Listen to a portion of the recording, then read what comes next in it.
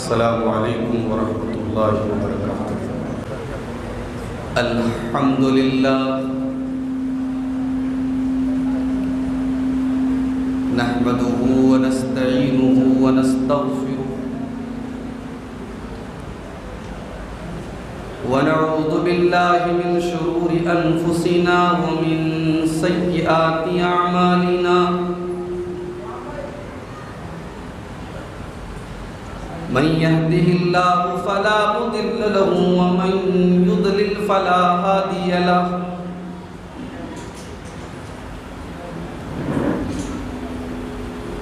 وأشهد أن لا إله إلا الله وحده لا شريك له،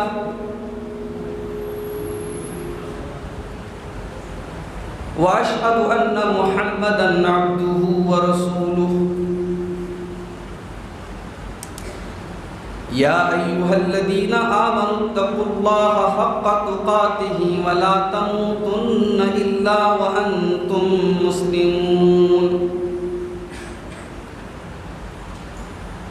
يا أيها الناس اتقوا ربكم الذي خلقكم من نفس واحدة وخلق منها زوجها وبث منهما رجالا كثيرا ونساء، واتقوا الله الذي تساءلون به والأرحام إن الله كان عليكم رقيبا،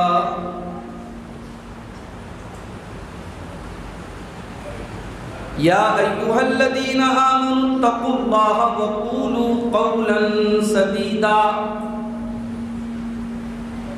يصلح لكم أعمالكم ويغفر لكم ذنوبكم، ومن يطع الله ورسوله فقد فاز فوزا عظيما۔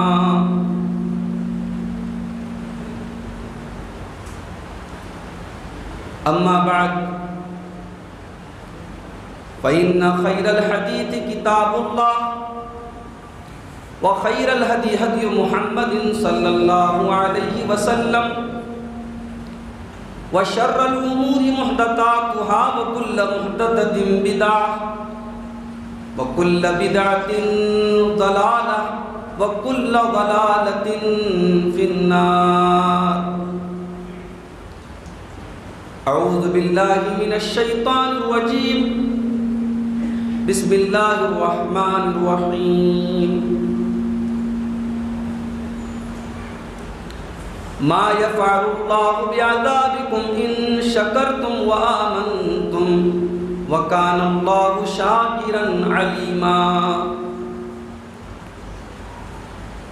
وقال تعالى في مقام آخر، إن الله لا يغير ما بقوم حتى يغيروا ما بأنفسهم۔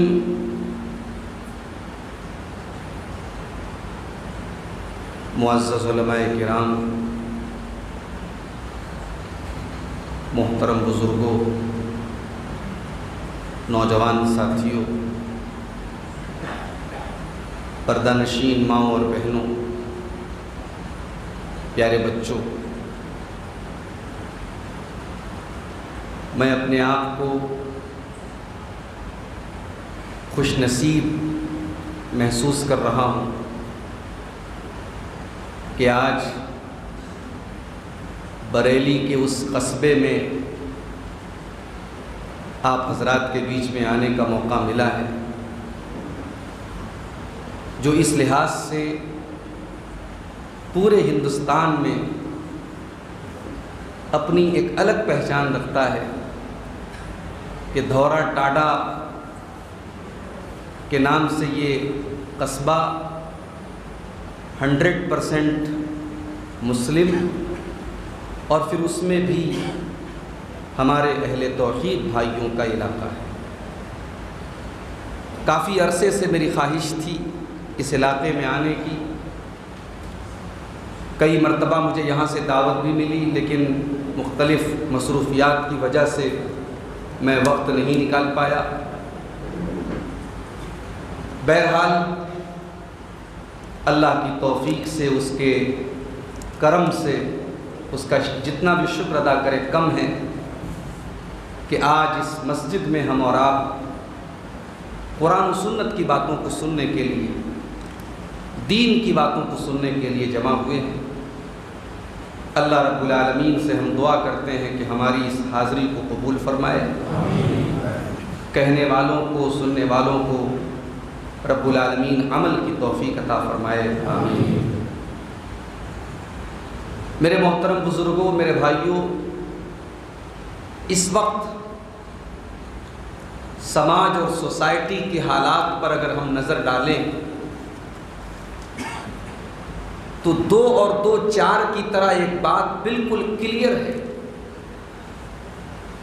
کہ ہماری مسلم قوم کی اکثریت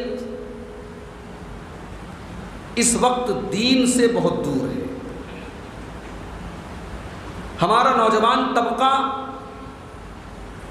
جو ہماری قوم کی ریڑھ کی ہڈی ہے، ہماری قوم کا سرمایہ ہے، جس سے ہماری قوم کو امیدیں ہیں، خاص طور سے ہمارا نوجوان طبقہ آج دین سے بالکل دور ہے۔ چاہے آپ نماز کا معاملہ دیکھ لیجیے، چاہے آپ حلال و حرام کے درمیان تمیز کا معاملہ دیکھ لیجیے، معاملات اور اخلاق کو دیکھ لیجیے، شراب و شباب کو دیکھ لیجیے، برائی کے ہر میدان میں ہمارا نوجوان آپ کو سر فہرست نظر آئے۔ اور افسوس تو یہ ہے ہندوستان کے موجودہ حالات میں ہمارے غیر مسلم بھائی، ان کو ہم دیکھتے ہیں کہ وہ اپنے مذہب کو لے کر کے اور زیادہ سخت ہو رہے ہیں۔ ان کی پہچان، ان کا لباس، ان کی شکل و صورت، ہر اعتبار سے وہ اپنے مذہب کو فالو کر رہے ہیں، اور ہمارا نوجوان اپنی صورت سے بھی اور اپنی سیرت سے بھی دن بدن اپنے دین سے دور ہوتا چلا جائے۔ ان حالات کو دیکھتے ہوئے سب سے بڑا سوال تو یہی ہے کہ ہمارا نوجوان دین سے اتنا دور کیوں ہو رہا ہے۔ اور جب میں نوجوان کی بات کرتا ہوں تو صرف مردوں کی بات نہیں کرتا میں، نوجوان میں مردوں کے ساتھ ساتھ ہماری بہنیں بھی آ جاتی ہیں۔ مردوں اور عورتوں دونوں کے اندر دین سے دوری کیوں پیدا ہو رہی ہے؟ آج کی تقریر میں ہم اسی سوال کا جواب دینے کی کوشش کریں گے کہ ہم اور آپ آج دین سے دور کیوں ہو رہے ہیں۔ اس کے پہلے کہ میں اپنے اصل موضوع پر کچھ بات کروں، ایک بات تو بالکل صحیح ہے اور ہم محسوس کر رہے ہیں کہ سماج میں اور معاشرے میں دین سے دوری ہو رہی ہے، اور یہ جو دین سے دوری ہے یہ اللہ کے پیارے نبی نے اس کی پیشن گوئی کر دی تھی کہ ایک زمانہ ایسا آئے گا جب سماج میں لوگ دین سے دور ہو جائیں۔ صحیح مسلم کی روایت اللہ کے نبی فرماتے ہیں بدا الاسلام غریبا وسیعود کما بدا غریبا فطوبى للغرباء۔ اسلام جب شروع ہوا تھا تو اجنبی تھا، اسلام پر چلنے والے دنیا کی نظروں میں اجنبی تھے، اسلام پر چلنے والے دنیا کی نظروں میں عجیب و غریب تھے۔ وَسَيَعُودُ كَمَا بَدَا غَرِيبًا، اور قیامت کے پہلے وہ زمانہ پھر سے لوٹ کر کے آ جائے گا جب اسلام کے اوپر چلنے والا، اسلام کو فالو کرنے والا، اسلام کے اوپر عمل کرنے والا دنیا کی نظروں میں اجنبی بن جائے گا۔ ایک لڑکی گھر سے بے پردہ ہو کر کے نکلے، بے حیائی کرتے ہوئے نکلے تو سماج نوٹس نہیں کرتا ہے۔ ایک لڑکی نقاب میں نکلے، برقعے میں نکلے، سر سے پیر تک پردے میں نکلے تو نہ جانے کتنی انگلیاں اس کے اوپر اٹھنے لگتی ہیں۔ نوجوان لڑکا کلین شیپ ہو کر کے گھومے تو دنیا کہتی ہے بڑا اسمارٹ معلوم ہو رہا ہے، بڑا ہینڈسم معلوم ہو رہا ہے، اور دوسرا نوجوان اپنے چہرے کو داڑھی سے سجا لے، اپنے آپ کو سنت رسول سے آراستہ کر لے تو زمانے والوں کو یہ کہتے ہوئے دیر نہیں لگتی یہ تو بڑا مولانا ٹائپ کا لگ رہا ہے، یہ تو بڑا ملا ٹائپ کا لگ رہا ہے، یہ تو بڑا دقیانوس لگ رہا ہے۔ میرے بھائیوں، ہم اس دور میں زندگی گزار رہے ہیں جہاں بدکاری اور زناکاری کرنے والے آپ کو ہزاروں لاکھوں کی تعداد میں مل جائیں گے، اور اپنے آپ کو گناہوں سے بچانے والے، اپنے دامن کو بدکاری سے بچانے والے پاک دامن آپ کو انگلیوں پر گن سکتے ہیں آپ۔ نبی اکرم پیشن کو یہ فرما رہے ہیں وَسَيَعُودُ كَمَا بَدَأَ غَرِيبًا، اسلام جس طریقے سے پہلے اجنبی تھا، قیامت کے پہلے وہ دور پھر سے لوٹ کر کے آئے گا جب اسلام کے اوپر چلنے والے اجنبی بن جائیں گے۔ اور جب تم ایسا دور دیکھو جب اسلام کے اوپر عمل کرنے والے دنیا کی نظروں میں اجنبی بن جائیں تو اللہ کے نبی ایک خوشخبری سناتے ہیں۔ آپ فرماتے ہیں فَطُوبَىٰ لِلْغُرَبَاءِ، جب اسلام کے اوپر عمل کرنے والے اجنبی بن جائیں تو ان اجنبیوں کو تم توبہ کی بشارت سنا دو۔ توبہ کس کو کہتے ہیں؟ ہمارے علماء بیٹھے، آپ پوچھئے توبہ کا مطلب کیا ہوتا ہے؟ توبہ کے معنی خوشخبری بھی ہوتا ہے، توبہ کے معنی بھلائی بھی ہوتا ہے، توبہ جنت کا بھی ایک نام ہے، توبہ جنت کے ایک درخت کا بھی نام ہے۔ گویا اللہ کے نبی اس زمانے میں دین کے اوپر چلنے والوں کو جنت کی بشارت سنا رہے ہیں۔ آپ فرماتے ہیں فَطُوبَىٰ لِلْغُرَبَاءِ، ان اجنبیوں کو، ان دین پر چلنے والوں کو تم جنت کی بشارت سنا دو۔ وہ دور آج ہم دیکھ رہے ہیں، اسلام پر چلنا آج کانٹوں کے راستے پر چلنے کے برابر ہو گیا۔ حرام کاروبار کرنے والے کے پاس اپنے کاروبار کے لیے ہزاروں دلیلیں ہیں، اور حرام سے بچنے والا بیچارہ دھکے کھانا ہے۔ انہی حالات کی طرف اشارہ کرتے ہوئے اللہ کے نبی فرماتے ہیں یاتی علی الناس زمان الصابر فیہم علی دینہ کالقابض علی الجمر، او لوگوں تم پر وہ زمانہ بھی آئے گا جب دین کے اوپر ثابت قدم رہنے والا، دین کے اوپر ڈٹا رہنے والا، دین کے اوپر مضبوطی سے قائم رہنے والا انسان کالقابض علی الجمر، ایسا ہو جائے گا جیسے اپنے ہاتھوں میں انگارہ لینے والا ہے۔ جس طریقے سے اپنے ہاتھوں میں انگارہ لینے والا تڑپتا رہتا ہے، پریشان رہتا ہے، دین کے اوپر ثابت قدم رہنے والا بہت پریشان رہے گا، بہت ڈسٹرب رہے گا۔ دین کے اوپر عمل کرنا مشکل ہو جائے گا، مگر جب دین کے اوپر عمل کرنا مشکل ہو جائے گا تو میرے بھائیوں، میری ماں اور بہنوں، اس کا ثواب بھی ہمیں زیادہ ملے گا۔ جب فتنوں کا زمانہ آ جائے گا، جب لوگ دین سے دور ہو جائیں گے، اس دور کے اندر دین کے اوپر چلنے والے کو کتنا بڑا ثواب ملے گا۔ اللہ کے نبی فرماتے ہیں، صحیح مسلم کے الفاظ ہیں العبادۃ بالحرج کہجرۃ الیہ، جب فتنوں کا دور آ جائے گا، اس دور میں عبادت کرنے والا، اس دور میں دین کے اوپر چلنے والا اتنا بڑا ثواب پائے گا جیسے اپنے وطن کو چھوڑ کر، اپنے دیش کو چھوڑ کر، اپنی بستی کو چھوڑ کر کے کوئی ہجرت کر کے اللہ کے نبی کے پاس پہنچ جائے۔ جس طریقے سے اللہ کے نبی کے دور میں لوگ اپنے وطن کو چھوڑ کر کے نبی کے پاس جایا کرتے تھے، ان مہاجرین کو جو ثواب ملا تھا، مشکل دور میں دین کے اوپر عمل کرنے والوں کو اتنا بڑا ثواب ملے گا۔ مشکل ہے تو ثواب بھی آپ کو پڑا، لیکن سوال یہ ہے میرے بھائیوں کہ آج ہمارا نوجوان دین سے دور کیوں ہو رہا ہے؟ میں چاہتا ہوں کہ پوائنٹ ٹو پوائنٹ آپ کے سامنے بات رکھوں، جو میری عادت ہے۔ کچھ پوائنٹس ہیں، ان کی روشنی میں بات رکھوں، کچھ اسباب ہیں، کچھ ریزنز ہیں، کچھ کارن ہیں، ان کو میں بیان کروں گا اور آپ سے اجازت چاہوں گا۔ ہمارا نوجوان دین سے دور کیوں ہے؟ سب سے پہلی وجہ، ہمارا نوجوان اس لیے دین سے دور ہے کیونکہ ہمارے نوجوان کو ٹارگٹ کیا گیا ہے، اس کو نشانہ بنایا گیا ہے۔ اسلام کے دشمنوں کو معلوم ہے کہ مسلمانوں کو اگر برباد کرنا ہے، خراب کرنا ہے، ان کے نوجوانوں کو خراب کرنا۔ آج میرے بھائیوں، ہمارے نوجوانوں کا کیا حال ہے؟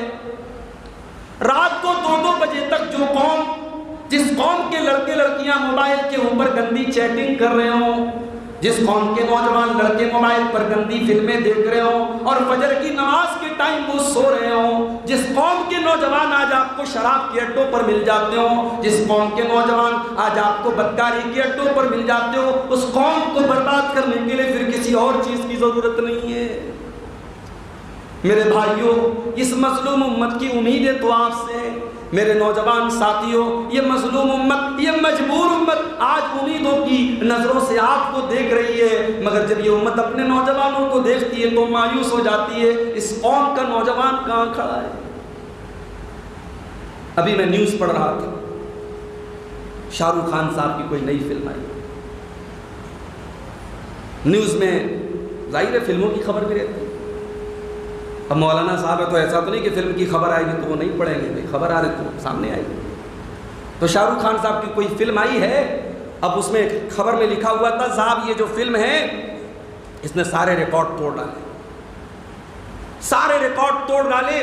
اس کی جو اوپننگ ہوئی ہے، بمپر اوپننگ ہوئی ہے، اتنی شاندار اوپننگ کسی اور فلم کی نہیں۔ یہ اوپننگ کون کروا رہا ہے؟ ہمارا نوجوان۔ سینما ہالوں میں بڑی تعداد میں آپ کو ہمارا نوجوان ملے گا جو یہ سمجھ رہا ہے صاحب ہم بہت بڑا اپنی قوم، ہمارا شاہ رخ خان ہماری قوم کا آدمی، اپنی قوم کی ہم بہت بڑی خدمت کر رہے ہیں۔ میرے نوجوان ساتھیوں، یہ جوانی اتنی حقیر چیز نہیں ہے کہ آپ اس کو فلموں کے پیچھے برباد کر دیں، اس کو موبائل کے پیچھے برباد کر دیں، اس کو لڑکیوں کے پیچھے برباد کر دیں، اس کو شراب کے پیچھے برباد کر دیں، اس کو نشے کے پیچھے برباد کر دیں۔ یہ جوانی اللہ کی بہت عظیم نعمت ہے اور اس نعمت کا آپ کو اللہ کے حساب دینا پڑے گا۔ اللہ تعالیٰ قرآن میں کہتا ہے اللہ الذی خلقکم من ضعف ثم جعل من بعد ضعف قوة ثم جعل من بعد قوة ضعفا وشیبا۔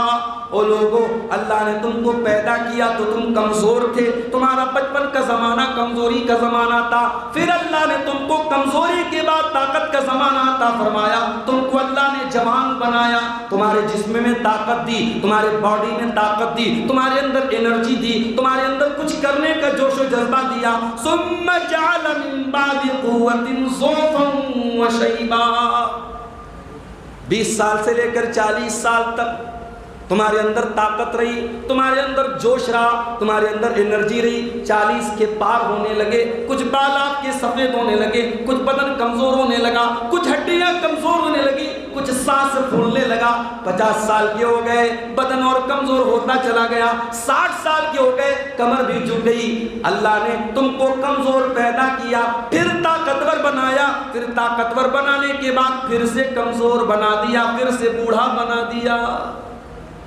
جوانی دو کمزوری کے زمانوں کے بیچ میں ایک طاقت کا زمانہ ہے، اور اس جوانی کا ہمیں الگ سے حساب دینا پڑے گا۔ بھیا اللہ کے پیارے نبی فرماتے ہیں لا تزول قدم ابن آدم من عند ربه یوم القیامہ حتی یسأل عن خمس۔ قیامت کے دن کوئی انسان اپنی جگہ سے ہل نہیں پائے گا جب تک 5 سوالوں کے جواب نہ دے دے۔ 5 سوالوں کا جواب عالم کو بھی دینا ہے، جاہل کو بھی دینا ہے، عام آدمی کو بھی دینا ہے، مولانا صاحب کو بھی دینا ہے۔ 5 سوالوں کا جواب سب کو دینا ہے۔ پہلا سوال عن عمرہ فیما افنا۔ میرے بندے، میں نے تجھ کو جو زندگی دی تھی، جو عمر دی تھی، جو 60 سال کی 70 سال کی تجھ کو میں نے زندگی دی تھی، تو نے زندگی کو کہاں گزارا؟ دوسرا سوال وعن شبابہ فیما ابلا۔ میرے بندے، تو نے اپنی جوانی کو کہاں گزارا؟ تو نے 20 سے لے کر کے 40 سال کا دور کہاں گزارا؟ میرے نوجوان ساتھیوں، آپ کو نشانہ بنایا گیا ہے، آپ کو جان بوجھ کر کے نشے میں دھت کیا گیا ہے۔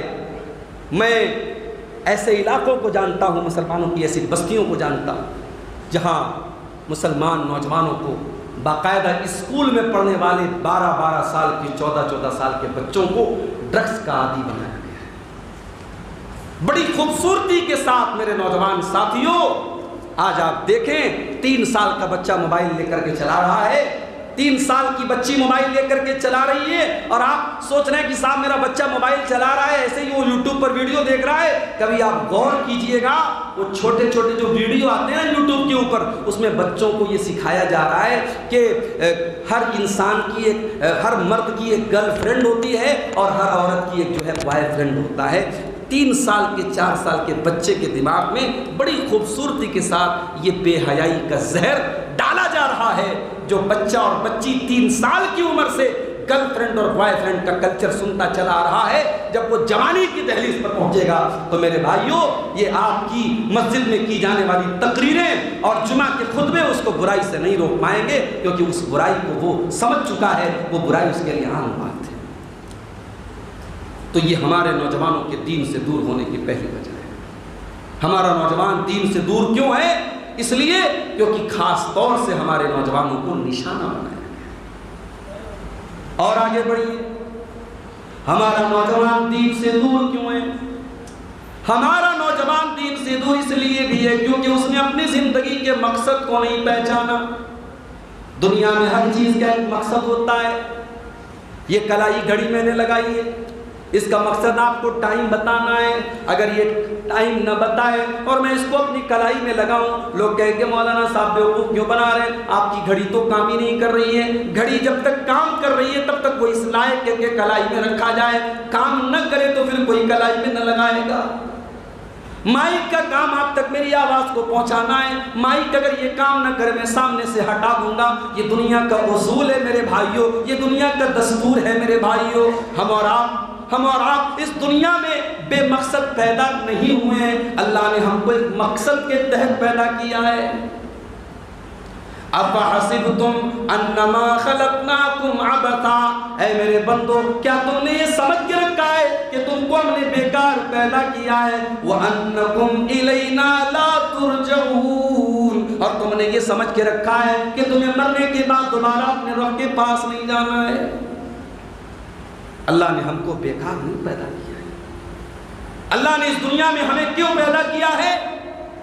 قرآن کا 29واں پارہ الذی خلق الموت والحیات لیبلوکم ایکم احسن عملا، اس اللہ نے تم کو پیدا کیا ہے تمہارا امتحان لینے کے لیے، تمہاری پریچھا لینے کے لیے۔ وہ جانچنا چاہتا ہے کہ کون بندہ بہتر عمل کرتا ہے، کون بندہ اچھا عمل کرتا ہے، کون بندہ ہم کو راضی کرنے والا عمل کرتا ہے۔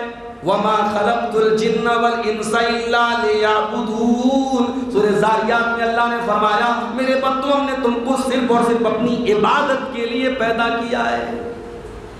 ہماری زندگی کا مقصد صرف پیسہ کمانا نہیں ہے میرے بھائی، ہماری زندگی کا مقصد انجوائے کرنا اور مزے لینا نہیں ہے، ہماری زندگی کا مقصد اللہ کو راضی کرنا ہے۔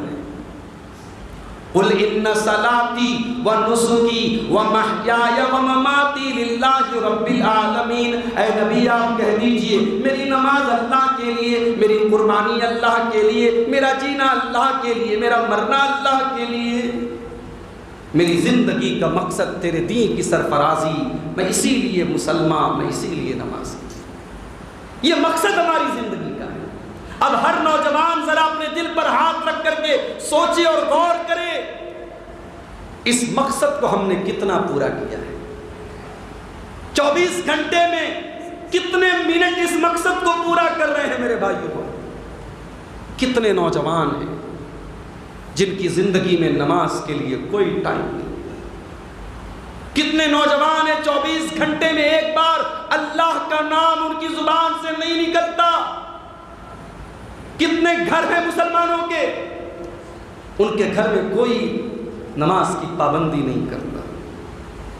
تو جب ہم نے اپنی زندگی کے مقصد کو بھلا دیا، اب اللہ تعالی ہمیں برباد کرے گا، اس کا عذاب مختلف شکلوں میں آئے گا اور آ رہا ہے۔ ان اللہ لا یغیر ما بقوم حتی یغیروا ما بانفسہم، میرے بندو تم چین کی روٹی کھاؤ، چین سے روزی روٹی کھاؤ، اللہ کو کیا پڑھیے؟ اللہ تمہاری روزی روٹی کیوں چھینے گا؟ اللہ تعالیٰ تمہارے سکھ اور چین کو تب تک نہیں چھینے گا جب تک تم اپنے کرتوتوں کو نہ بدل لو گے۔ جب تم اللہ کے نافرمان بن جاؤ گے، جب تم اللہ کے ناشکرے بن جاؤ گے، اللہ تمہارے اچھے حالات کو برے حالات سے بدل دے گا۔ ہم بیٹھ کر کے رونا روتے ہیں، ہمارے ساتھ یہ ظلم ہو گیا، ہمارے ساتھ یہ ظلم ہو گیا۔ ہم نے کیا ظلم کیے ہیں؟ ہم کبھی اپنے ظلم پر بھی ذرا اپنے گریبانوں میں بھی ہم جھانکے میرے بھائیوں اور جائزہ۔ اللہ کو کیا پڑی وہ ہم پر عذاب نازل کرے گا؟ اللہ نے قرآن کے 5ویں پارے کی آخری آیت میں بڑا پیارا سا سوال ہم سے کیا ہے۔ ما یفعل اللہ بعذابکم ان شکرتم وآمنتم، میرے بندو تم کو اللہ اپنا عذاب دے کر کے کیا کرے گا اگر تم اللہ کے شکر گزار بندے بن جاؤ، اگر تم مومن بندے بن جاؤ، اللہ تم پر اپنا عذاب کیوں نازل کرے گا؟ وَكَانَ اللَّهُ شَاكِرًا عَلِيمًا، اللہ تعالیٰ تو چھوٹی چھوٹی نیکیوں پر بڑا بڑا بدلہ دینے والا، چھوٹی چھوٹی نیکیوں پر بڑا بڑا ثواب دینے والا، وہ نیکیوں کی قدر کرنے والا ہے، وہ تو دل کے حالات کو جاننے والا ہے، وہ تم پر اپنا عذاب کیوں نازل کرے گا؟ تو جیسے ہم اور آپ بیکار چیزوں کو ردی کی ٹوکری میں ڈال دیتے ہیں، ہم اور آپ جب اپنی زندگی کے مقصد کو بھول گئے، آج دنیا بھر میں جوتے پڑ رہے ہیں ہمارے اوپر، ہم نے اپنی زندگی کے مقصد کو بھلا دیا ہے۔ ہمارا نوجوان دین سے دور کیوں ہے؟ اس کی ایک وجہ یہ بھی ہے کہ ہمارے نوجوان نے اپنی زندگی کا مقصد صرف اور صرف دنیا کمانے کو بنا لیا ہے۔ دنیا کمانا ہے بس، چاہے جیسے کمانا ہو، چاہے آن لائن سٹا کھیل کر کے کمانا ہو، چاہے ڈریم 11 کے ذریعے جوا کھیل کے کمانا ہو، ایشیا کپ کا میچ چل رہا ہے اس میں سٹا لگا کر کے کمانا ہو، آن لائن حرام اور ناجائز قسم کے جو کاروبار اور ایپ ہے ان کے ذریعے پیسہ کمانا ہو، بس پیسہ کمانا ہے۔ میرے بھائیوں، اس دنیا کے بعد بھی ایک دنیا ہے، اس دنیا کی زندگی کے بعد بھی ایک زندگی ہے۔ یہاں سے زندگی بس نہیں ہے، یہاں سے زندگی ختم نہیں ہے۔ وَمَا الْحَيَاةُ الدُّنْيَا إِلَّا مَتَاعُ الْغُرُورِ، میرے بندو یہ دنیا کی زندگی تو دھوکے کا سامان ہے، یہ حقیقی زندگی نہیں ہے۔ یہ 40 سال کی، یہ 50 سال کی زندگی ہے۔ جب تم مر کر کے جاؤ گے کچھ بھی دنیا سے تم کو نہ ملے گا، سارا بینک بیلنس چھوڑ کے جانا پڑے گا، سارا کاروبار چھوڑ کے جانا پڑے گا، ساری پراپرٹی چھوڑ کے جانا پڑے گا، اور 2 گز زمین کے نیچے جب تم دفن کیے جاؤ گے تمہارا اپنا بیٹا بھی مٹی دے کے ہاتھ جھاڑ کے چلا جائے گا، تمہاری بیوی 4 مہینہ 10 دن عدت گزارنے کے بعد تم کو بھول جائے گی، سارا زمانہ تمہاری کچھ دن تعریف کرے گا پھر بھول جائے گا۔ وَمَا الْحَيَاةُ الدُّنْيَا إِلَّا مَتَاعُ الْغُرُورِ، یہ دنیا تو دھوکے کا سامان ہے۔ اس دنیا نے آج تک کسی کے ساتھ وفا نہیں کی ہے میرے بھائی۔ آپ کیا سمجھتے ہیں؟ دنیا کے اندر جس نے دولت کما لی وہ کامیاب ہو گیا؟ نہیں۔ اگر دولت کی بنیاد پر کامیابی ملتی تو قارون سے زیادہ دولت کس کے پاس تھی؟ اتنا خزانہ تھا قارون کے پاس کہ قرآن کہتا ہے ما ان مفاتیحہ لتنوء بالعصبہ، قارون کے خزانوں کی چابیوں کو بڑے بڑے پہلوان بڑی مشکل سے اٹھایا کرتے تھے، لیکن قارون اللہ کا نافرمان تھا، قارون اللہ کا نافرمان تھا، اللہ نے اس کے خزانوں کے ساتھ اس کو زمین میں دھسا دیا۔ اگر دنیا میں حکومت مل جانا اور اقتدار مل جانا اور کرسی اور پاور کا مل جانا یہ کامیابی کی دلیل ہوتی تو فرعون سے بڑا بادشاہ کون تھا جو مصر کا بادشاہ تھا، اتنے بڑے پاور کا، اتنے بڑے سامراجیہ کا سمراٹ تھا، لیکن فرعون کا انجام کیا ہوا؟ اسی پانی کے اندر ڈوب ڈوب کر کے وہ مر گیا۔ تو دنیا کے آگے بھی ایک زندگی ہے میرے بھائی، آخرت کی زندگی۔ آج ہم نے آخرت کو بھلا دیا۔ اور یہاں ایک غلط فہمی آپ کی دور کر دوں، دھورا ٹاڈا ماشاءاللہ خوشحال بستی ہے، چاول کا کاروبار ہمارے بھائی بڑی اچھی تعداد میں یہاں کرتے ہیں۔ مجھے معلوم ہے کاروبار کرنا اور پیسے کمانا، یاد رکھو میرے بھائی یہ غلط نہیں ہے۔ آپ پیسے نہیں کمائیں گے یہ مسجدیں کون بنائے گا؟ آپ کاروبار نہیں کریں گے یہ علماء کی کفالت کون کرے گا؟ آپ کاروبار نہیں کریں گے یہ مدرسے کون چلائے گا؟ دنیا کمانا برا نہیں، دنیا کمانے کی تو اسلام تعلیم دیتا ہے۔ قرآن کریم میں سب سے جامع دعا جو ہمیں سکھائی گئی، ربنا آتنا فی الدنیا حسنہ وفی الآخرۃ حسنہ وقنا عذاب النار۔ پروردگار تو ہمیں دنیا میں بھلائی عطا فرما اور آخرت میں بھی بھلائی عطا فرما اور جہنم کے عذاب سے ہم کو بچا. اس میں بھی پہلے ہم دنیا کی بھلائی کا سوال کرتے ہیں. اسلام نے دنیا کمانے سے منع نہیں کیا ہے میرے بھائیوں. اسلام تو وہ دین ہے, اسلام تو وہ شریعت ہے. اپنی بیوی کو آپ جو لقمہ کھلاتے ہیں اس لقمے پر بھی آپ کو ثواب ملے گا. اللہ کے نبی فرماتے ہیں حتی اللقمۃ التی تضعها فی امراتک, تم اپنی بیوی کے منہ میں جو لقمہ ڈالتے ہو, تم اپنی بیوی کو جو کھانا کھلاتے ہو, اس سے پتہ چلا کہ بیوی کو کبھی اپنے ہاتھ سے بھی کھانا کھلانا چاہیے. ہمارے یہاں تو صاحب بیوی کھلائے گی, ہم جو کھلائیں گے, وہ ہماری غلام ہے, ہماری لونڈی ہے, وہ ہم اس کے مالک ہیں. نہیں, میاں بیوی کا رشتہ یہ آقا اور غلام کا رشتہ نہیں ہے, یہ محبوب کا رشتہ ہے میرے بھائی, محبت کا رشتہ ہے. اللہ کے نبی نے کتنا پیارا لفظ استعمال کیا کہ تم اپنی بیوی کے منہ میں جو لقمہ ڈالتے ہو. یہ ایک شادی شدہ زندگی کی خوبصورتی ہے کہ کبھی شوہر اپنے ہاتھ سے بیوی کو ایک لقمہ کھلا دے, اس لقمے پر بھی اس کو ثواب ملے گا.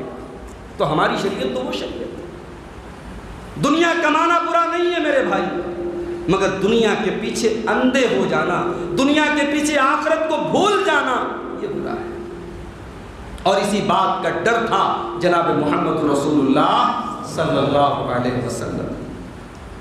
آپ نے فرمایا تمل فقر اخشى علیکم ولكن اخشى علیکم ان تبسط علیکم الدنیا کما بسطت علی من کان قبلکم.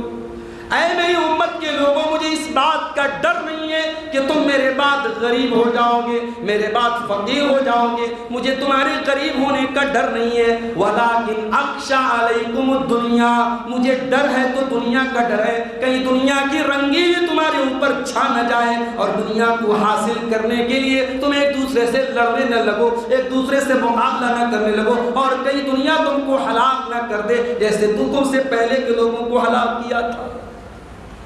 اللہ کے نبی نے فرمایا ہر امت کے لیے ایک آزمائش ہوتی ہے, میری امت کی آزمائش مال ہے.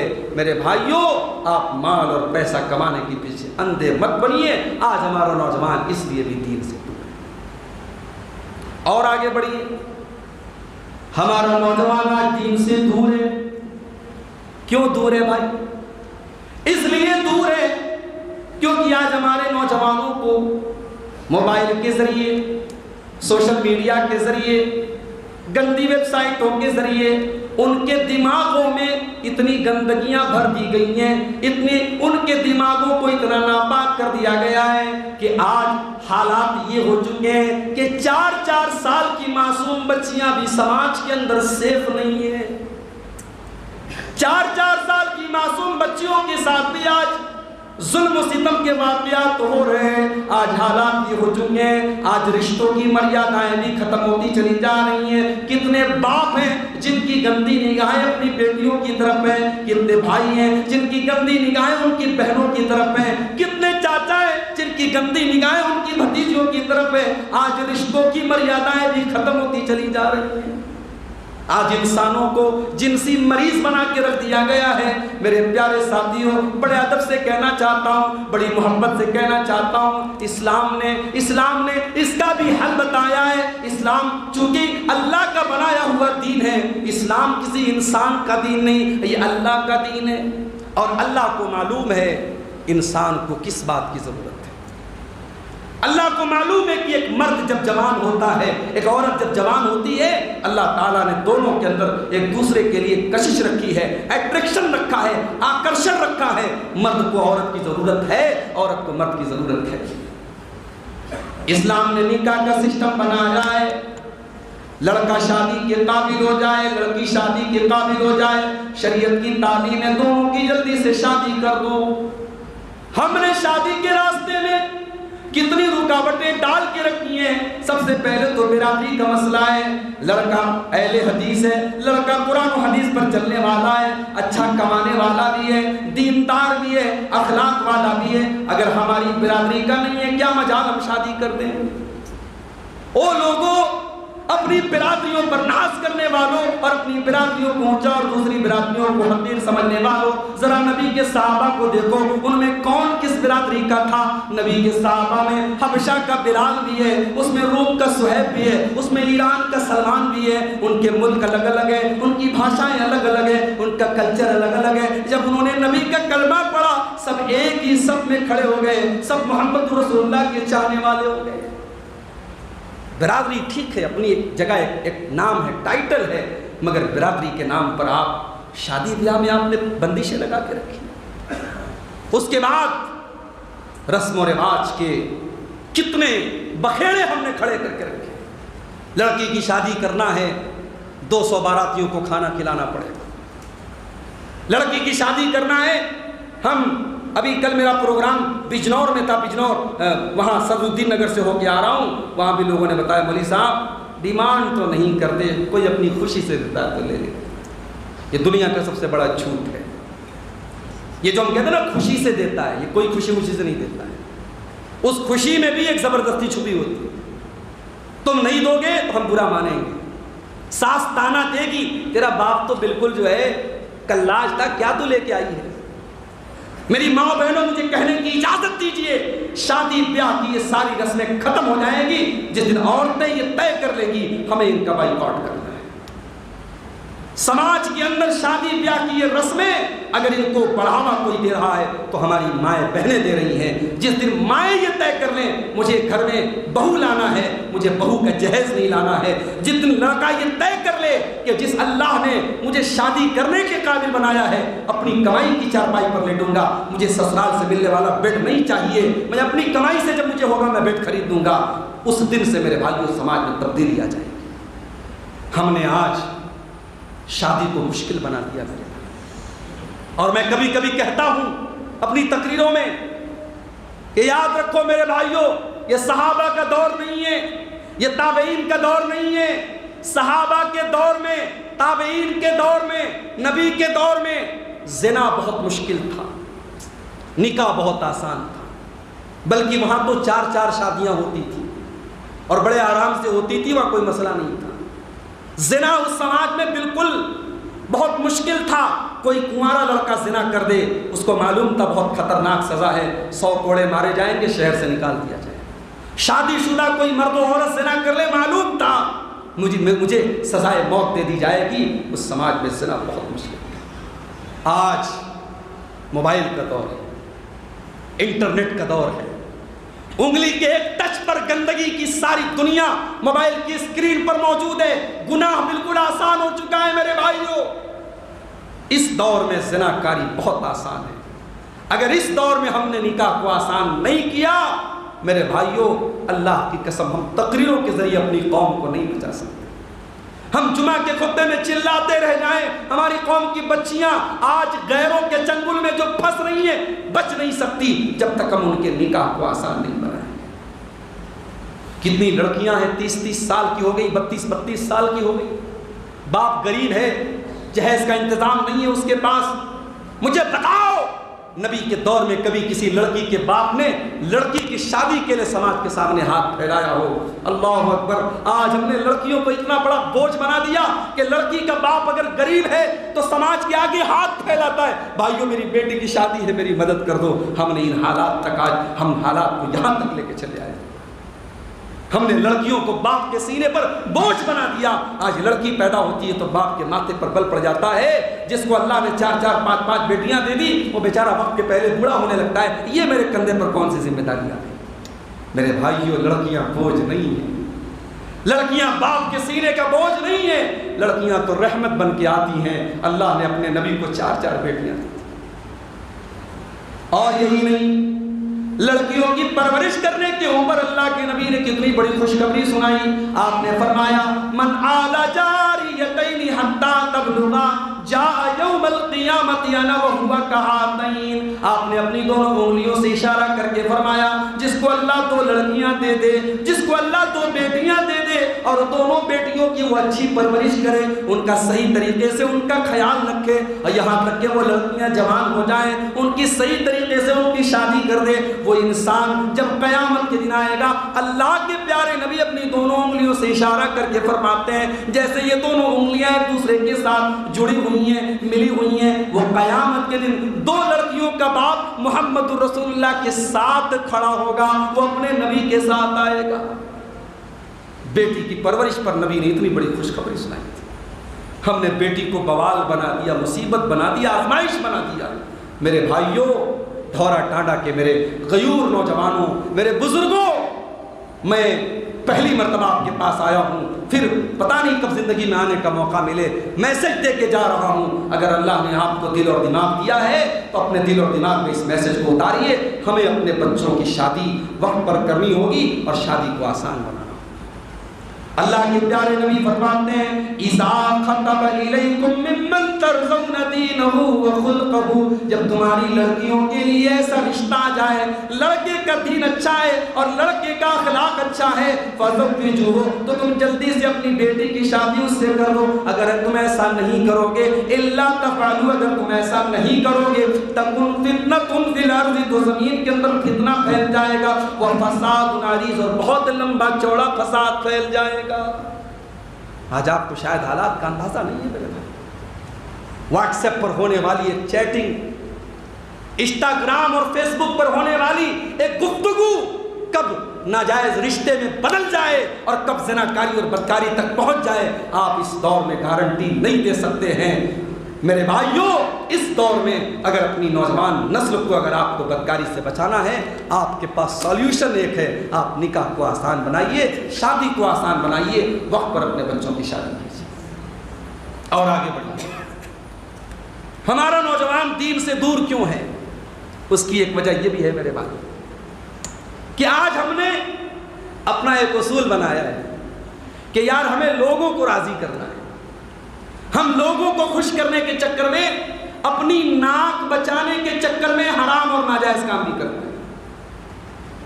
ارے لوگوں کو راضی کرنے کے چکر میں مت پڑو بھائی، اللہ کو راضی کرو۔ لوگ کبھی آپ سے راضی نہیں ہو سکتے۔ لوگ تو یہاں تک لوگوں کا معاملہ ہے کہ لوگ جب آپ مر جائیں گے اور آپ کی قبر پہ جب مٹی ڈالیں گے تب کہیں گے یار عبدالغفار بہت اچھا آدمی تھا، یہ بہت اچھا آدمی تھا۔ یہ سننے کے لیے آپ کو مرنا پڑے گا، زندگی میں یہ جملہ سننے کے لیے بھی آپ ترس جائیں گے۔ دنیا تو وہ ہے میرے بھائی، اس لیے لوگوں کو راضی مت کرو، اللہ کو راضی کرو۔ ایک مرتبہ حضرت معاویہ رضی اللہ تعالیٰ عنہ نے اماں عائشہ کو خط لکھا، اماں عائشہ آپ مجھے کوئی نصیحت کر دیجئے، لیکن نصیحت چھوٹی سی کیجئے، نصیحت چھوٹی ہو پیغام بڑا ہو، کوئی بڑے کام کی بات مجھے لکھ کے دے دیجئے۔ غور سے سننا میرے بھائیوں، میری ماں بہنوں، حضرت عائشہ نے، اچھا اس میں یہ سبق بھی ملا کہ حضرت عائشہ سے اس دور کے صحابہ مسئلہ پوچھتے تھے، نصیحت پوچھتے تھے۔ آج دھورا ٹانڈا میں آپ کی بچیوں کا ادارہ ہے، بڑی خوشی کی بات ہے، مگر کل میں بجنور سے آیا ہوں، وہاں پوری بستی میں کوئی مدرسہ نہیں تھا، لڑکیوں کا کوئی ادارہ نہیں تھا، اور مدرسے میں گیا، درجہ 8 کی بڑی بڑی بچیاں، 14 سال کی بچیاں پڑھ رہی تھی۔ میں نے پوچھا ذرا کلمہ سنا دو، کوئی لڑکی کلمہ نہیں سنا سکتی۔ اللہ کے نبی کی بیٹیوں کا نام بتا دو، بڑی مشکل سے ایک لڑکی نے کہا ایک بیٹی تھی زینب نام تھا۔ یہ حالات ہیں میرے بھائیوں، آج ہماری مسجدوں میں عورتوں کا انتظام نہیں ہوتا عام طور سے، اور افسوس تو تب ہوتا ہے جب بستی اہل حدیث کی ہوتی ہے اور مسجد اہل حدیث کی ہوتی ہے، اور وہاں پر بھی ہماری مسجدوں میں عورتوں کا انتظام نہیں ہوتا ہے۔ میں بڑے ادب سے آپ کے ساتھ کہنا چاہتا ہوں، اگر آپ کی مسجد میں عورتوں کا انتظام ہے بہت اچھی بات ہے، اگر نہیں ہے تو ضرور انتظام کرو۔ مدرسے کی اہمیت اپنی جگہ ہے، ساری بچیاں مدرسے میں نہیں پڑھتی ہیں، آپ کی بچی اسکول میں بھی پڑھتی ہے، آپ کی بچی کالج میں بھی پڑھتی ہے، لیکن اگر آپ کی مسجد میں جمعہ کے خطبے میں عورتوں کا انتظام ہے، اور آپ کے گھر کی عورتیں جمعہ میں آتی ہیں، سال میں 52 جمعہ کا خطبہ ہوتا ہے، اگر آپ کی عورتیں اور لڑکیاں صرف جمعہ کا خطبہ سن لیں سال بھر میں، انشاءاللہ یہ 52 جمعہ کے خطبے آپ کے گھر کی عورتوں کو دین کی بڑی معلومات دے سکتے ہیں۔ اما عائشہ یہ مقام رکھتی تھی، صحابہ ان سے فتویٰ پوچھتے تھے، صحابہ ان سے نصیحت مانگتے تھے۔ حضرت معاویہ نے خط لکھا، اے اما عائشہ مجھے کوئی نصیحت کر دیجئے۔ اما عائشہ نے جواب لکھا کہ معاویہ میں نے اللہ کے نبی کو یہ فرماتے ہوئے سنا ہے، اے معاویہ میں تم کو حدیث لکھ کے دے رہی ہوں، میں نے اللہ کے نبی کو یہ فرماتے ہوئے سنا ہے، من التمس رضا اللہ بسخط الناس کفاہ اللہ مؤونۃ الناس، جو اللہ تعالیٰ کو راضی کر کے لوگوں کو ناراض کرتا ہے، لوگوں کے ناراض ہونے کی پرواہ نہیں کرتا ہے، اللہ کو راضی کرتا ہے، اللہ اس کے لیے کافی ہو جاتا ہے۔ وَمَنِ الْتَمَسَ رِضَا النَّاسِ بِسَخَطِ اللَّهِ، اور جو اللہ کو ناراض کر کے دنیا کو راضی کرتا ہے، وَكَلَهُ اللَّهُ إِلَى النَّاسِ، تو اللہ تعالیٰ اس کو لوگوں کے حوالے کر دیتا ہے، اللہ آپ کو لوگوں کے حوالے کر دے گا۔ جب آپ لوگوں کی پرواہ کریں گے اللہ آپ سے روٹھ جائے گا، ناراض ہو جائے گا۔ میرے بھائیوں اللہ کو ناراض مت کرو، دنیا کو راضی کرنے کے چکر میں مت پڑو، اللہ کو راضی کرو۔ اللہ اگر آپ سے ناراض رہے گا اللہ دنیا والوں کی محبت بھی آپ کے دل میں ڈال دے گا۔ تو یہ بہت بڑی وجہ ہے آج ہمارا نوجوان دین سے دور کیوں ہے، کیونکہ وہ لوگوں کو راضی کرنے کے چکر میں پڑا ہے۔ اور آگے بڑھی، ہمارا نوجوان دین سے دور کیوں ہے؟ اس لیے بھی دین سے دور ہے کیونکہ ہمارا نوجوان آج دنیا کے لیے تو ایک دوسرے سے مقابلہ کر رہا ہے، کمپٹیشن کر رہا ہے۔ ہمارے دوست کے پاس کروڑوں روپے کی زمین ہے، ہمارے پاس 1 کروڑ روپے کمائیں گے، ہمارے بھائی کو سرکاری جاب مل گئی، ہم کو کب ملے گی؟ ہمارے بھائی کا کاروبار اتنا اچھا چل رہا ہے، میرا کب چلے گا؟ ہمیں اس بات کی تو ٹینشن ہے، ہمیں اس بات کی تو فکر ہے، مگر ہم دین کے معاملے میں اور آخرت کے معاملے میں کبھی ایک دوسرے سے کمپٹیشن نہیں کرتے۔ ہمارے علاقے کی مسجد میں فلاں حاجی صاحب نے 10 لاکھ روپے چندہ دیا، میں 5 لاکھ دینے کے لائق ہوں مگر میں نہیں دے رہا ہوں۔ یہاں جب اللہ کے دین کے لیے خرچ کرنے کی بات آتی ہے تو وہاں ہم ایک دوسرے سے مقابلہ کیوں نہیں کرتے؟ میرے پیارے ساتھیوں صحابہ کرام کو دیکھو، صحابہ کرام ایک دوسرے سے آخرت کے معاملے میں مقابلہ کیا کرتے تھے۔ میں 2-3 مثالیں آپ کو دینا چاہتا ہوں۔ ایک مرتبہ اللہ کے نبی بیٹھے ہوئے تھے، صحابہ بھی بیٹھے ہوئے، اتنے میں آپ نے کہا من اصبح منکم اليوم مسکینا من اصبح منکم اليوم صائما، کیا آپ لوگوں میں سے کوئی ایسا ہے جو آج روزے کی حالت میں ہے؟ حضرت ابو بکر صدیق نے کہا ہاں اللہ کے نبی میں آج روزے کی حالت میں ہوں۔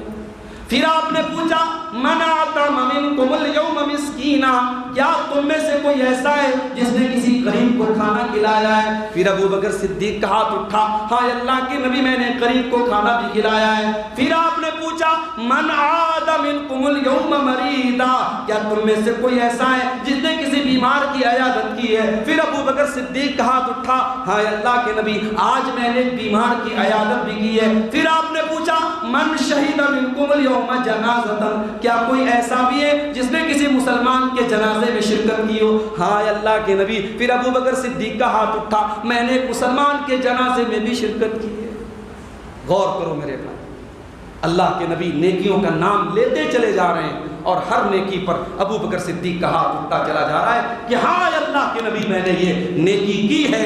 جب اللہ کے نبی مختلف نیکیوں کا نام لیتے ہیں تو آخر میں آپ فرماتے ہیں مجتمع فی امرئ الا دخل الجنہ، یہ تمام کی تمام نیکیاں اگر ایک انسان کے اندر ایک دن میں اکٹھا ہو جائیں تو وہ ضرور جنت میں جائے گا۔ میرے بھائیوں یہ ابو بکر صدیق کا مقام تھا۔ آج ہم اور آپ غور کریں ہم نیکیوں کے معاملے میں کیوں پیچھے رہتے ہیں؟ ہم دنیا کے معاملے میں تو آگے آگے رہتے ہیں، دین کے معاملے میں ہم پیچھے کیوں رہتے ہیں؟ نماز اذان ہوتی ہے 4 بجے عصر کی جماعت ہے، ہم گھر سے 3:55 پر نکلتے ہیں، مسجد آتے آتے 2-3 رکعت ہماری چھوٹ جاتی ہے۔ کیوں ایسا کرتے ہو میرے بھائی؟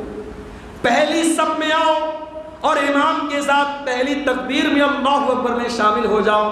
اللہ کے نبی فرماتے ہیں اگر پہلی صف کی اور پہلی تکبیر کی فضیلت تم کو پتہ چل جائے تو تمہیں اگر سرین کے بل اگر گھسیٹ کر کے بھی آنا پڑے تو تم آؤ گے، لیکن پہلی سب میں جگہ حاصل کرو گے۔ اسلام نیکی کے معاملے میں ہمیں آگے رہنے کی تعلیم دیتا ہے میرے بھائیوں، اور ہم پیچھے رہتے ہیں۔ صحابہ کرام پیچھے نہیں رہتے تھے۔ غزوہ تبوک کا موقع یاد کیجیے، اللہ کے نبی صحابہ کرام سے اپیل کرتے ہیں کہ اے میرے صحابہ، یہ بڑا لمبا سفر ہم کو کرنا ہے اور ہمارے پاس سامان کی قلت ہے، ہمارے پاس ہتھیاروں کی قلت ہے، ہمارے پاس سواری کی قلت ہے۔ اے میرے صحابہ، اس لشکر کی تیاری کے لیے آپ تعاون کرو، میں آپ کو جنت کی گارنٹی دیتا ہوں۔ عثمان غنی گھر سے آتے ہیں، اے اللہ کے نبی، میں 100 اونٹ آپ کے لیے دے رہا ہوں، 100 اونٹ ماں ساز و سامان دے رہا ہوں۔ پھر تو تھوڑی دیر کے بعد آتے ہیں، اے اللہ کے نبی میں 100 اونٹ اور دے رہا ہوں۔ پھر تھوڑی دیر کے بعد آتے ہیں، 100 اونٹ اور دے رہا ہوں، 300 اونٹ دے دیتے ہیں، اور اسی طریقے سے 100 گھوڑے دے دیتے ہیں، اور 1000 سونے کے سکے اللہ کی راہ میں دے دیتے ہیں۔ اتنا صدقہ کرتے ہیں کہ اللہ کے نبی ان کے سونے کے سکوں کو اپنے ہاتھوں میں لے کر کے کہتے ہیں، ما ضر عثمان ما عمل بعد اليوم قط، آج کے بعد عثمان کا کوئی عمل اس کو نقصان نہیں پہنچا سکتا۔ اسی غزوہ تبوک کے موقع پر حضرت عمر فاروق کہتے ہیں، پہلی مرتبہ میرے دل میں خیال آیا کہ آج میں ابو بکر صدیق سے آگے نکل کے دکھاؤں گا، آج میں ابو بکر صدیق سے آگے بڑھ کے دکھاؤں گا۔ حضرت عمر اپنے گھر آتے ہیں اور اپنے گھر کے سارے سامان کو اکٹھا کرتے ہیں اور 2 حصوں میں ڈیوائیڈ کرتے ہیں، آدھا سامان گھر چھوڑتے ہیں اور آدھا لے کر کے اللہ کے رسول کے پاس آتے ہیں۔ اللہ کے نبی پوچھتے ہیں، عمر گھر والوں کے لیے کچھ چھوڑ کے آئے ہو کہ نہیں آئے؟ ہاں اللہ کے نبی، آپ ٹینشن مت لیجئے، آدھا لایا ہوں، آدھا چھوڑ کے آیا ہوں۔ حضرت عمر کہتے ہیں، میں دل ہی دل میں بہت خوش ہو رہا تھا کہ آج ابو بکر تو میرا مقابلہ نہیں کر سکتے، نے آدھا مال لے کے چلا۔ تھوڑی دیر کے بعد حضرت ابو بکر صدیق بھی آتے ہیں، وہ بھی اپنے گھر کا سامان اور مال لے کر کے آئے تھے، انہوں نے لا کر کے اللہ کے نبی کے قدموں میں رکھ دیا۔ نبی اکرم نے پوچھا، ما ابقیت لأہلک، اے ابو بکر تم نے اپنے گھر والوں کے لیے کیا چھوڑا ہے؟ ابو بکر صدیق کیا جواب دیتے؟ کہتے ابقیت لہم اللہ ورسولہ، اے اللہ کے نبی میں اپنے گھر والوں کے لیے اللہ اور اس کے رسول کو چھوڑ کے آیا ہوں۔ اے اللہ کے نبی، آج اسلام کو میرے مال کی ضرورت ہے، آج دین کو میرے مال کی ضرورت ہے، میں مال بچا کے کیا کروں گا؟ اے اللہ کے نبی میں تو گھر میں جھاڑو لگا کے آیا ہوں، میں اپنا سب کچھ لے کے آیا ہوں اور گھر والوں کے لیے اللہ اور اس کے رسول کو چھوڑ کے آیا ہوں۔ حضرت عمر کہتے ہیں، میری آنکھوں میں آنسو آ گئے اور میں نے کہا، واللہ ما اصابک بدا، اے ابو بکر عمر تیرا مقابلہ کرنے کی طاقت نہیں رکھتا ہے۔ یہ نبی کے صحابہ، ذرا غور کرو میرے بھائیوں، کبھی اگر موقع ملے تو ذرا ہم سب اپنے گریبان میں جھانکیں اور سوچیں آج ہم کہاں کھڑے ہیں اور اللہ کے نبی کے صحابہ کہاں کھڑے۔ اسی غزوہ تبوک کے موقع پر ایک غریب صحابی تھے، ان کے کانوں میں اللہ کے نبی کا یہ جملہ پڑ گیا کہ آپ نے اعلان کیا ہے کہ اس لشکر کی تیاری کرنے والوں کو جنت کی گارنٹی دیتا ہوں۔ وہ بیچارے غریب آدمی تھے، مزدور آدمی تھے، ایک یہودی کے کام کیا کرتے تھے۔ یہودی سے آ کے ریکویسٹ کرتے ہیں، اے یہودی میں آج نائٹ ڈیوٹی تیرے کھیت میں کام کرنا چاہتا ہوں، میں رات بھر تیرے کھیتوں میں کام کروں گا، تو صبح کو اس کی مزدوری مجھے دے دے، آج مجھے بڑی ضرورت ہے۔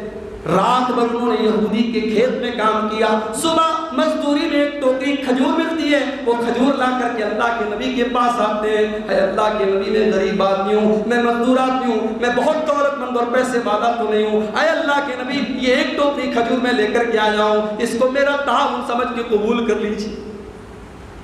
اللہ کے نبی صحابی کی ٹوکری لے لیتے، منافق لوگ مذاق اڑاتے ہیں، ان کو دیکھو یہ صاحب ایک ٹوکری کھجور لے کے آئے، یہ اسلام کی مدد کرنے کے لیے آئے۔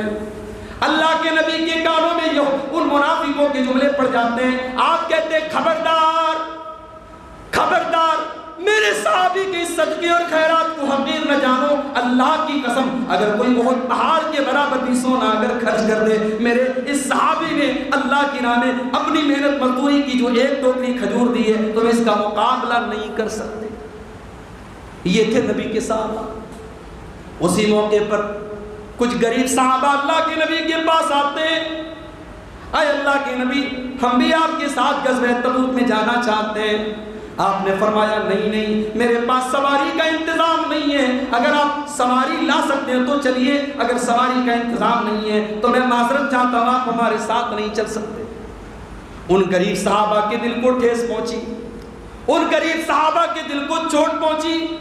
انہوں نے نبی کے سامنے تو کچھ نہیں کہا، جب پلٹ کر کے جانے لگے ان کی آنکھوں میں آنسو چھلک پڑے، ان کے دل میں ایک آگ اٹھی۔ انہوں نے کہا اے اللہ کاش ہمارے پاس بھی اتنی دولت ہوتی، آج ہمارے پاس بھی سواری کا انتظام ہوتا تو ہم بھی تیرے نبی کے ساتھ جا رہے ہوتے۔ میرے بھائیوں، ان کے آنسوؤں کو اللہ کے نبی نے نہیں دیکھا۔ ان غریب صحابہ نے نبی کے سامنے اپنے آنسو گرانا گوارا نہیں کیا، جب پلٹ کر کے جانے لگے تو رونے لگے۔ عرش والے نے ساتوں آسمان کے اوپر سے ان کے آنسوؤں کو بیان کیا اور قرآن کی آیت نازل کی، تولوا وَأَعْيُنُهُمْ تَفِيضُ مِنَ الدَّمْعِ حَزَنًا أَلَّا يَجِدُوا مَا يُنْفِقُونَ۔ اے میرے نبی، آپ کے وہ غریب صحابہ جب آپ کے پاس سے پلٹ کر کے جانے لگے تو ان کی آنکھوں سے آنسو بہنے لگے، وہ تڑپ کر کے رونے لگے۔ ان کو اس بات کا ملال تھا کہ کاش ہمارے پاس اتنی دولت ہوتی، ہم بھی اللہ کے راستے میں خرچ کر رہے ہوتے۔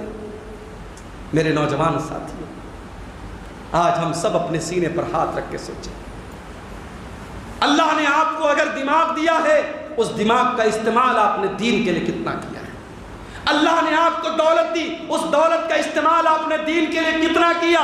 اللہ نے آپ کو سماج میں رسوخ اور مرتبہ دیا ہے، مقام دیا ہے، آپ نے اپنے اسٹیٹس اور رسوخ کا استعمال دین کے لیے کتنا کیا ہے؟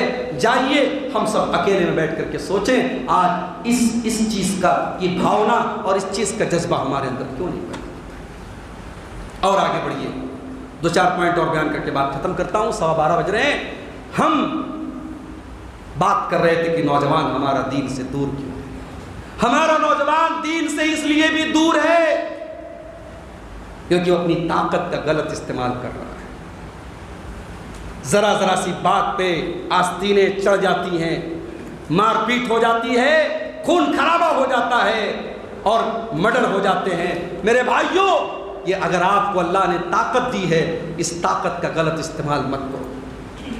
یقیناً طاقتور بنو، مال سے بھی طاقتور بنو، جسم سے بھی طاقتور بنو۔ اس لیے میں کبھی کبھی اپنی تقریروں میں کہتا ہوں اپنے نوجوانوں سے کہ یہ گٹکھا وغیرہ چھوڑ دو بھائی، یہ گٹکھا کھا کر کے اپنے جسم کو برباد کرنا بند کر دو۔ اللہ کے نبی فرماتے ہیں المؤمن القوی خیر واحب الی اللہ من المؤمن الضعیف۔ اللہ تعالیٰ کو طاقتور مومن کمزور مومن سے بہتر ہے۔ ہو سکے تو اپنے جسم کو بھی مضبوط بناؤ، اور جسم کے ساتھ ساتھ اپنے اخلاق کو مضبوط بناؤ، اپنے کیریکٹر کو مضبوط بناؤ، اپنے دین کے اعتبار سے مضبوط بنو۔ اللہ کو مضبوط اور اللہ کو طاقتور لوگ زیادہ پسند ہیں، لیکن طاقت کا کبھی غلط استعمال مت کرو۔ اپنے جسم کے ذریعے اپنے غصے پر میرے بھائیوں کنٹرول رکھو۔ اللہ کے نبی نے فرمایا سب سے بڑا پہلوان وہ ہے جو غصے کے ٹائم اپنے آپ کو کنٹرول رکھے۔ ذرا سی بات پہ لوگوں سے لڑ جانا، بھڑ جانا، گالی گلوچ کرنا، چھوٹی چھوٹی باتوں پر جھگڑے کر لینا، میرے مسلمان بھائیوں، میرے نوجوان ساتھیوں، یہ آپ کو زیب نہیں دیتا ہے۔ اسی طریقے سے ہمارا نوجوان دین سے دور ہے۔ آج کتنے گھروں میں والدین کے ساتھ اولاد کا جو سلوک ہے بڑا تکلیف دہ ہے میرے بھائی۔ اولاد اس دنیا کی بلیک اینڈ وائٹ زندگی کو رنگ ملتا ہے اولاد سے۔ جس گھر میں اولاد نہ ہو وہ گھر ادھورا ہوتا ہے، جس گھر میں بچوں کی کلکاریاں نہ گونجے وہ گھر ادھورا مانا جاتا ہے۔ بڑی محبتوں سے والدین اپنے بچوں کو پالتے ہیں، بڑا آرام قربان کرتے ہیں، بڑی راتوں کی نیند قربان کرتے ہیں، اور کل جب وہ بیٹا بیٹی جوان ہو جائے، ماں سے بدتمیزی کرے، باپ سے بدتمیزی کرے، باپ اور ماں کی ضرورتوں پر دھیان نہ دے، باپ اور ماں کے ساتھ غلط سلوک کرے، تو یاد رکھو میرے بھائی، اللہ کے نبی فرماتے ہیں اثنان یعجلہم اللہ فی الدنیا، 2 گناہوں کی سزا اللہ تعالیٰ دنیا ہی میں دے دیتا ہے۔ 2 گناہوں کی سزا اللہ تعالیٰ دنیا ہی میں دے دیتا ہے، البغی و عقوق الوالدین، ایک ظلم کی سزا اور ایک والدین کو ستانے کی سزا۔ والدین اگر بوڑھے ہیں میرے بھائی، ان کی باتیں غلط ہو سکتی ہیں، ان کے مزاج میں چڑچڑاپن پیدا ہو سکتا ہے، ان کے فیصلے غلط ہو سکتے ہیں، مگر آپ کو بدتمیزی کا حق حاصل نہیں ہے۔ اپنی بیوی سے محبت کرو، لیکن بیوی سے محبت کے معاملے میں اتنے آگے نہ بڑھ جاؤ کہ والدین کو دھتکار دو، والدین کو چھوڑ کے چلے جاؤ۔ ماں نے آپ کو پیدا کیا ہے، باپ نے انگلی پکڑ کے چلنا سکھایا ہے، اپنے ماں باپ کی قدر کرو۔ آج کتنے گھروں میں ماں باپ کے ساتھ بڑا ظلم ہوتا ہے میرے بھائیوں۔ آج ہمارے نوجوانوں کے دین سے دوری کا ایک بہت بڑا سبب یہ ہے۔ اور آگے بڑھیے، آج ہمارا نوجوان دین سے دور ہے، اور اسی دوری کے نتیجے میں آج بھائی کا بھائی سے مقدمہ چل رہا ہے، زمین و جائیداد کو لے کر کے، روپیے پیسے کو لے کر کے بھائی بھائی کا دشمن بنا ہوا ہے۔ ایک ہی ماں کے پیٹ سے پیدا ہوئے، ایک ہی ماں باپ کا خون دونوں کی رگوں میں دوڑ رہا ہے، اور آج ایک دوسرے کے دشمن بن گئے۔ میرے بھائیوں، سب ٹھاٹ پڑا رہ جائے گا جب لاد چلے گا بنجارا۔ یہ زمین چھوڑ کے جانا ہے، یہ جائیداد چھوڑ کے جانا ہے، یہ بینک بیلنس چھوڑ کے جانا ہے۔ اپنے بھائیوں سے، اپنے بھتیجوں سے، اپنے خاندان والوں سے رشتہ قائم رکھو میرے بھائی۔ اگر کوئی تکلیف بھی پہنچاتا ہے، صبر سے کام لے لو، برداشت سے کام لے لو، اپنی طرف سے تکلیف مت پہنچاؤ۔ رشتوں کو جوڑ کے رکھو، رشتوں کو سنبھال کر کے رکھو۔ اللہ کے پیارے نبی فرماتے ہیں کہ لا یحل للمسلم ان یہجر اخاہ فوق ثلاث، کسی مسلمان کے لیے جائز نہیں ہے اپنے مسلمان بھائی سے 3 دن سے زیادہ تعلق توڑ کے رکھے۔ کتنے بھائی ہیں اپنے بھائی سے ناراض ہو کے بیٹھے ہیں، کتنے باپ ہیں اپنے بچوں سے بات چیت نہیں کرتے ہیں، حاجی ہیں، نمازی ہیں، راتوں میں تہجد پڑھتے ہیں۔ میرے بھائی، یہ عبادت کس کام کی، یہ عمرے کس کام کے، یہ حج کس کام کے؟ جاؤ اور اپنے بچھڑے ہوئے بھائی سے جا کر کے گلے مل لو، اپنے شکوے شکایتیں دور کر لو۔ اس 4 دن کی زندگی کی وجہ سے اپنے رشتوں کو خراب مت کرو میرے بھائی۔ اس دنیا سے جاؤ تو دل میں کوئی کینہ اور کپٹ لے کے مت جاؤ۔ آج گھروں میں یہ حالات بھی ہم دیکھتے ہیں۔ اور آخری چیز جو بیان کر کے میں بات ختم کروں گا، ہمارا نوجوان آج جو دین سے دور ہے، اس کی بہت بڑی وجہ آج ہمارے نوجوانوں کا علماء سے دور ہو جانا ہے۔ ہمارا نوجوان آج علماء سے دور ہو چکا ہے۔ مسجد کے امام صاحب نماز پڑھاتے ہیں، سلام پھیرتے ہیں، نوجوان اپنے گھر، امام صاحب اپنے کمرے کی طرف۔ نہیں میرے بھائی، آپ کا اپنی مسجد کے امام کے ساتھ ایک کنیکشن ہونا چاہیے، آپ کا اپنے علماء کے ساتھ ایک اٹیچمنٹ ہونا چاہیے۔ آپ کے علماء ہی آپ کے ہیرو ہیں۔ آپ کے ہیرو یہ فلموں میں کام کرنے والے، ناچنے والے نہیں ہیں۔ یہ فلمی ہیروئن آپ کے ہیرو نہیں ہیں، یہ کرکٹر آپ کے ہیرو نہیں ہیں۔ آپ کو جنت کا راستہ بتانے والے، آپ کو نبی کا علم بتانے والے، آپ کو نبی کے دین کا راستہ بتانے والے علماء حق آپ کے ہیرو ہیں، وہ آپ کے رہبر ہیں۔ اپنے علماء سے اپنا رشتہ جوڑ دیجئے میرے بھائی۔ اور یاد رکھیے، جب تک یہ علماء موجود ہیں، آپ کے گاؤں میں، آپ کی بستی میں حرام کو حرام کہنے والے موجود ہیں، حلال کو حلال کہنے والے موجود ہیں، اللہ کی قسم تب تک آپ مصیبتوں سے بچے ہیں، تب تک آپ اللہ کے عذاب سے بچے ہیں۔ اللہ قرآن میں کہتا ہے وَمَا كَانَ رَبُّكَ لِيُهْلِكَ الْقُرَىٰ بِظُلْمٍ وَأَهْلُهَا مُصْلِحُونَ۔ جب تک کسی قوم کے اندر اصلاح کرنے والے لوگ رہیں گے، جب تک کسی قوم کے اندر علماء رہیں گے، جب تک کسی قوم کے اندر برائی سے روکنے والے رہیں گے، اللہ اس بستی کو ہلاک نہیں کرتا ہے۔ میرے بھائیوں، اپنے علماء کی قدر کرو، اپنے علماء کی ضرورتوں کو پوری کرو۔ آپ اپنے گھر میں اپنی فیملی کے ساتھ رہتے ہیں، اپنے پریوار کے ساتھ رہتے ہیں، آپ نہیں چاہتے اپنی بیوی سے دور رہنا، آپ نہیں چاہتے اپنے بچوں سے دور رہنا، آپ نے اپنے عالم کو، اپنے امام کو فیملی کوارٹر کیوں نہیں دیا؟ چھوٹا سا کمرہ آپ نے مسجد میں دیا۔ امام صاحب بیچارے مہینے میں ایک بار اپنی بیوی بچوں کے پاس جاتے ہیں، کیا ان کے بچوں کو اپنے باپ سے ملنے کا حق نہیں ہے؟ ان کی بیوی کو اپنے شوہر کے پاس رہنے کا حق نہیں ہے؟ میرے بھائیوں، یہ بہت بڑی ناانصافی ہے۔ اللہ کے ہمیں جواب دینا پڑے گا۔ ہم نے اپنے علماء کے بچوں کو جیتے جی یتیم بنایا، ہم نے اپنے علماء کی بیویوں کو شوہر کے رہتے ہوئے بیوہ بنا دیا۔ شوہر موجود ہے، بیوی بیوہ کی زندگی گزار رہی ہے، باپ موجود ہے، بچے یتیم کی زندگی گزار رہے ہیں۔ اپنے علماء کی قدر کرو میرے بھائی، اپنے علماء کی ضرورتوں کا خیال رکھو، اور دین کے مسائل علماء سے سیکھو۔ یاد رکھو، ہر وہ انسان جو تقریر کر لے، ہر وہ انسان جو یوٹیوب پر آ جائے، اس سے دین کا علم حاصل نہیں کیا جاتا، دین علماء سے لیا جاتا ہے۔ اور علماء بھی کون علماء؟ جو قرآن و حدیث کے جانکار علماء ہو، جو علماء حق ہوں، آپ ان سے دین کو حاصل کریں۔ یہی آپ کے رہبر ہیں، اور یہی آپ کو انشاءاللہ صحیح راستہ بتائیں گے، وہ راستہ بتائیں گے جس راستے پر اللہ کے نبی صلی اللہ علیہ وسلم نے ہمیں جو ہے دنیا میں چھوڑا ہے۔ اور آخر میں یہی عرض کروں گا میرے بھائیوں، سماج کے اندر ہم نے مختلف برائیاں ہیں، ان کو آپ کے سامنے رکھا ہے، لیکن سب سے بڑی جو برائی ہوتی ہے، عقیدے کی برائی ہوتی ہے۔ اور اللہ کا فضل و کرم ہے، میں جہاں تک امید کرتا ہوں آپ کا یہ علاقہ اہل توحید کا علاقہ ہے، میں آپ سے یہ بھی امید کرتا ہوں کہ آپ اپنے ساتھ ساتھ اپنے بچوں کو بھی توحید کی تعلیم دیتے رہیں، اپنی بچیوں کو توحید کی تعلیم دیتے رہیں۔ میں کتنی بستیوں میں جاتا ہوں میرے بھائی، افسوس ہوتا ہے، باپ اہل حدیث ہے، باپ اہل حدیث ہے، پورا خاندان اہل حدیث ہے، قرآن و حدیث پر چلنے والے، لیکن جس بستی میں رہتے وہاں کوئی اہل حدیث نہیں ہے۔ ایک نسل کے بعد بچوں کا عقیدہ گڑبڑ ہو گیا۔ کتنے گھروں میں نے دیکھا کہ جب انہوں نے شادی کی تو برادری تو دیکھی انہوں نے، لیکن یہ نہیں دیکھا عقیدہ کیا ہے، انہوں نے یہ نہیں دیکھا لڑکی قرآن و حدیث پہ چلنے والی ہے کہ نہیں۔ لڑکی وہ ایسے گھر کی لائے جہاں شرک بھی ہوتا تھا، جہاں قبروں پر سجدے بھی ہوتے تھے، اور لوگ کہتے صاحب ہمارے یہاں کی عورتیں جب آتی ہیں ہمارے ماحول میں ڈھل جاتی ہیں۔ ٹھیک ہے، عورتیں آتی ہیں آپ کے ماحول میں ڈھل جاتی ہیں، مگر کبھی کبھی اس کا الٹا بھی ہو جاتا ہے۔ کبھی کبھی وہ آنے والی جو لڑکی اور بہو ہوتی ہے نا، وہ گھر والوں کو اپنے حساب سے ڈھال دیتی ہے۔ کتنے نوجوانوں کو میں جانتا ہوں بیوی کے چکر میں آ کے آج قبروں پہ سجدے کر رہے ہیں۔ کتنے نوجوانوں کو میں جانتا ہوں بیوی کے جھانسے میں آ کر کے آج وہ توحید سے دور ہو گئے۔ تو رشتہ ناتا کرنے میں بھی آپ توحید کا خیال رکھیں، اپنی اولاد کے بھی عقیدے کی فکر کریں میرے بھائیوں۔ یہ چند باتیں تھیں، مولانا نے پرچی دی ہے، ابھی کچھ تشنگی باقی ہے، باقی بھی رہنی چاہیے۔ یہ پہلا موقع نہیں ہے، میں انشاءاللہ پھر کبھی آؤں گا۔ کل بھی مجھے جمعہ پڑھانا ہے، اور آپ دیکھ ہی رہے ہیں میں بہت موٹا تازہ نہیں ہوں، آپ کے سامنے موجود ہوں۔ بہت لمبی چوڑی تقریر نہیں، گھنٹہ سوا گھنٹہ کی تقریر کرتا ہوں، میرے خیال سے میرا کوٹا پورا ہو گیا ہے۔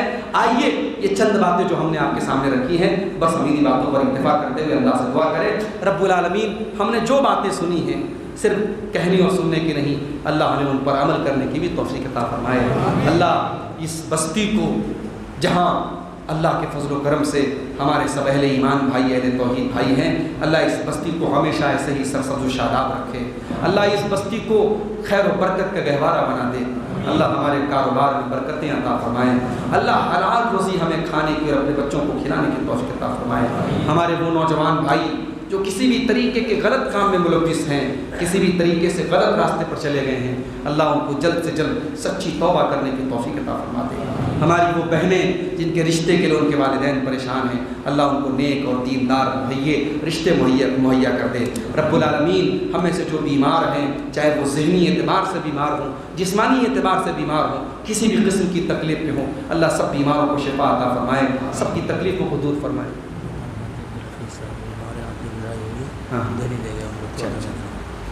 آپ کے علاقے کے حاجی عبدالحفیظ صاحب بیمار ہیں، ان کو بڑی زبردست چوٹ آئی ہے، ان کے حق میں دعا کریں اللہ ان کو بھی شفائے کامل عاجل عطا فرمائے۔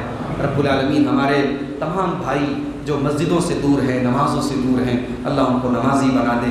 رب العالمین ہمیں دین کے ساتھ اپنا رشتہ مضبوط کرنے کی توفیق عطا فرمائے۔ اللہ ہمیں خود بھی دین سیکھنے کی توفیق دے، اور اپنے اہل و عیال کو، اپنے گھر والوں کو بھی دین سکھانے کی توفیق عطا فرمائے۔ رب العالمین ہمارے ملک کی، ہمارے وطن عزیز کی بھی حفاظت فرمائے۔ جو طاقتیں، جو لوگ ہمارے ملک کے امن چین کو خراب کرنا چاہتے ہیں، اس ملک کے لوگوں کو آپس میں لڑانا چاہتے ہیں اور سیاست کی روٹی سیکنا چاہتے ہیں، اللہ ایسی تمام طاقتوں کو ناکام کر دے۔ اللہ اس ملک کے امن چین اور سکون کو برقرار رکھے۔ اللہ ظالموں کے ظلم سے اور شریروں کے شر سے ہم سب کی حفاظت فرمائے۔ اللہ ہمارے گھروں کی، ہمارے اہل و عیال کی، ہماری مسجدوں کی، ہمارے مدرسوں کی، ہمارے علماء کی حفاظت فرمائے۔ رب العالمین دنیا اور آخرت دونوں جہان میں ہم سب کو کامیاب کرے، جب تک دنیا میں زندہ رکھے، اسلام پر زندہ رکھے، اور ہم سب کا خاتمہ ایمان پر ہو، آمین۔ وآخر دعوانا الحمدللہ رب العالمین۔ السلام علیکم ورحمۃ اللہ وبرکاتہ۔ آپ لوگ بیٹھے رہیں۔